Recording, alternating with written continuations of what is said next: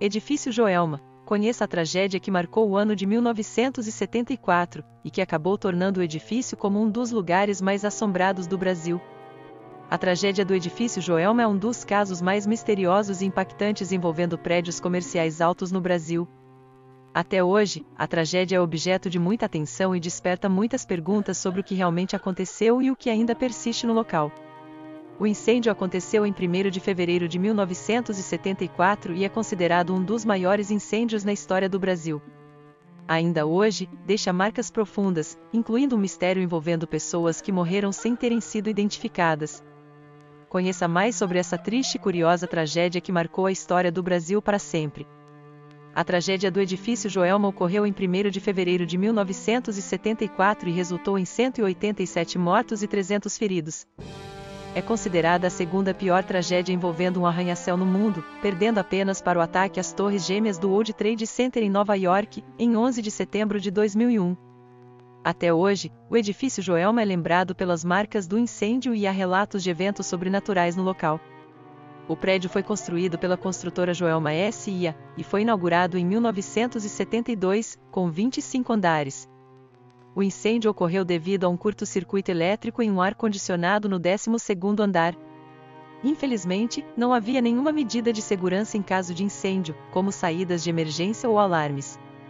No momento do incêndio, cerca de 800 pessoas estavam no prédio e, após uma demora dos bombeiros, o fogo atingiu os andares superiores. Muitas pessoas foram impedidas de escapar devido às barreiras, como as escadas cobertas pelo fogo. Algumas pessoas conseguiram chegar a um dos elevadores que ainda funcionava, mas acabaram ficando presas. A falta de registros audiovisuais impossibilita a compreensão total da tragédia, mas as lembranças daquela triste manhã ainda são sentidas até hoje. O fogo começou na sexta-feira por volta das 8h50 devido a um problema elétrico no ar-condicionado do 12º andar de um recém-construído edifício de 25 andares situado no centro de São Paulo. Muitos trabalhadores costumavam frequentar o prédio todos os dias, mas infelizmente, não havia nenhuma medida de segurança para incêndios, como saídas de emergência ou sistemas de alarme. Um trabalhador tentou apagar o incêndio usando um extintor portátil, mas foi confrontado com uma cena desesperadora, uma temperatura elevada, cerca de 700 graus Celsius, e uma quantidade abundante de fumaça, com as chamas se espalhando pelo teto. A notícia do incêndio se espalhou rapidamente pelo edifício, fazendo as quase 800 pessoas que estavam no edifício Joelma compreenderem que a situação era grave. A equipe de bombeiros levou cerca de 20 minutos para chegar ao local. Infelizmente, devido à demora, as chamas alcançaram os andares superiores. Os que estavam no 11º andar conseguiram escapar das chamas e da fumaça, mas aqueles nos andares acima enfrentaram diversos obstáculos para sair, incluindo escadas cobertas pelo fogo. Além da multidão que se reunia nos corredores, os vidros estavam quebrando e o oxigênio estava acabando. Poucos têm conhecimento de que 13 pessoas conseguiram escapar da fumaça e das chamas, chegando a um dos elevadores que ainda estava funcionando. A maioria dessas pessoas estava prestes a desmaiar devido à desidratação e ao excesso de fumaça inalada. Eles tinham a esperança de chegar aos andares inferiores, onde o incêndio não era tão intensificado, mas infelizmente, o elevador ficou pendurado, embora não tenha desabado. Quando as chamas e a fumaça ficaram insuportáveis, e eles compreenderam que não havia mais esperança de salvação, os 13 se agarraram uns aos outros, como seu último ato de unidade. Depois que os bombeiros controlaram o incêndio, os corpos dos 13 foram encontrados, mas a cena foi bastante impactante, já que eles estavam irreconhecíveis e muitos haviam se fundido à parede de metal. Os 13 falecidos foram enterrados juntos no cemitério de São Pedro, que na época acabará de ser inaugurado. Rapidamente, histórias sobrenaturais começaram a circular sobre o edifício Joelma, incluindo relatos anteriores à construção do prédio. Atualmente, muitas pessoas acreditam que as 13 almas ainda habitam o lugar, tornando-o assombrado. Em 2005, o zelador do local, Luiz Nunes, concedeu uma entrevista televisiva e contou que, em meio a barulhos desesperadores, decidiu usar seu regador para derramar água sobre as 13 tumbas. Segundo ele, a ação deu resultado e acalmou a situação. A partir daí, tornou-se uma tradição deixar um copo d'água nos túmulos das vítimas. Quem era o inquilino principal do edifício Joelma no momento do incêndio? O prédio era principalmente ocupado pelo Banco Crefisul de Investimentos, desde a sua inauguração. A maioria das pessoas que sofreram com o incêndio eram funcionários do banco. Qual foi a causa do incêndio no edifício Joelma? O incêndio foi causado por um ar-condicionado danificado. Por que o fogo se espalhou tão rapidamente? A estrutura do prédio, com elementos altamente inflamáveis, como paredes de painéis, forros sintéticos, carpetes e móveis de madeira, contribuiu para a rápida propagação das chamas. Quantos indivíduos perderam a vida no incêndio no edifício Joelma em São Paulo? Aproximadamente 187 pessoas faleceram, enquanto cerca de 300 ficaram feridos. Como foi a operação de salvamento para os sobreviventes? As escadas dos bombeiros atingiram apenas o 16º andar, enquanto os andares mais altos foram alcançados por helicópteros, que mal conseguiam se aproximar devido ao perigo de uma possível explosão. De acordo com testemunhos e registros visuais, aproximadamente 40 pessoas optaram por saltar das janelas ao invés de lidar com as chamas, sem nenhum sobrevivente. Busca por responsabilidade. Houve uma investigação extensa e um julgamento para encontrar os culpados pelo desastre. A empresa Termoclima, que era responsável pela parte elétrica do edifício Joelma, foi uma das acusadas. Quem foi responsabilizado pelo incêndio? Em 1975, os resultados da investigação que começou em julho de 1974 foram divulgados. As penas impostas incluíram 3 anos de prisão para Kirill Petrov, gerente administrativo da Crefizul, 2 anos para Valfrid Jorge, dono da Termoclima, 2 anos para o eletricista Gilberto Araújo Nepomuceno, e 2 anos para os eletricistas da Crefizul, Sebastião da Silva Filho e Alvino Fernandes Martins. Além disso, houve civis que se tornaram heróis durante a tragédia. Durante o momento do incêndio, muitos indivíduos começaram a se jogar, devido ao pânico ou à impossibilidade de suportar o calor ou sair.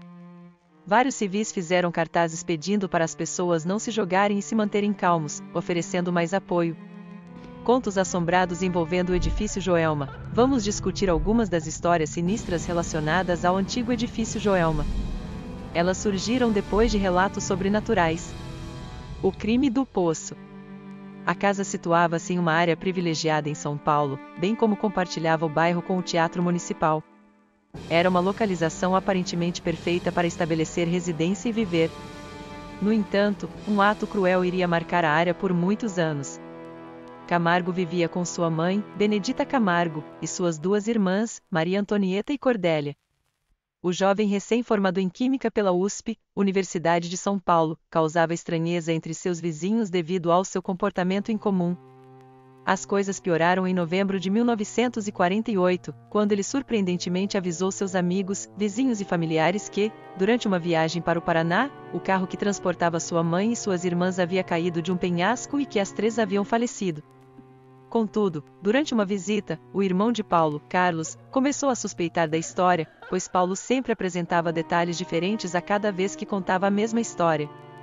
Além disso, não havia informações concretas e verificáveis sobre o acidente, e não havia corpos para provar a sua existência. Outro ponto que chamou a atenção foi o comportamento do homem, que parecia não se importar com as mortes. Como Carlos desconfiou, a história não era verdadeira. Paulo Camargo estava enfrentando um conflito com sua mãe e irmãs por causa de seu relacionamento com a enfermeira Exaltina dos Amaros, que ele conheceu enquanto acompanhava sua mãe e irmãs a exames médicos. A matriarca da família, Benedita, não aprovava o relacionamento dos dois, pois descobriu que Exaltina não era mais virgem.